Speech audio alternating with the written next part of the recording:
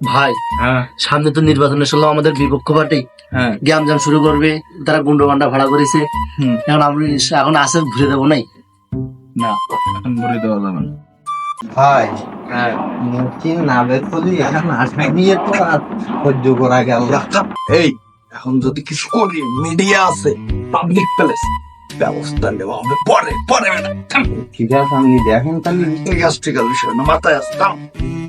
কাকা opposition party নাকি আমাদের সাথে বিশৃঙ্খলা করবে বলে মেশিন গুন্ডা ফান্ডা ইত্যাদি ভাড়া করতেছে। এখন আমাদের করণীয় কি?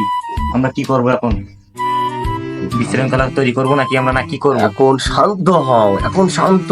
মিডিয়া আছে, বুঝো না? মিডিয়া আছে। মিডিয়ার পরে তাহলে আমরা ছেড়ে দেবা নে। হ্যাঁ, ওরা বাইরে গিয়ে আমাদের দিচ্ছে।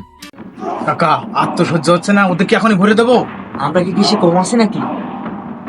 অপেক্ষা করো, ওয়েট করো। হ্যাঁ, খাটার তোলাই কিন্তু মজা, বুঝলে?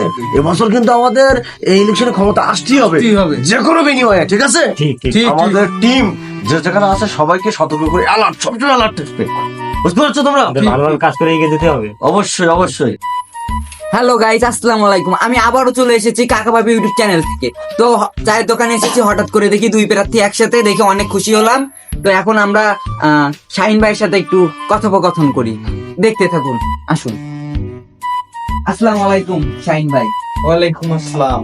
ভাই কেমন আছেন? আলহামদুলিল্লাহ ভাইয়া ভালো আছি। আপনারা তো তিনবারের বিজয়ী, জি, তো আপনাদের ইলেকশন এর জন্য কি প্রস্তুতি নিচ্ছেন? প্রস্তুতি হচ্ছে আমরা ইনশাল্লাহ মানুষকে ভালোবেসে মানুষের পাশে এতদিন দাঁড়িয়ে আসছি, বারবার আমরা বিজয়ী হচ্ছি, এবারও হব ইনশাআল্লাহ।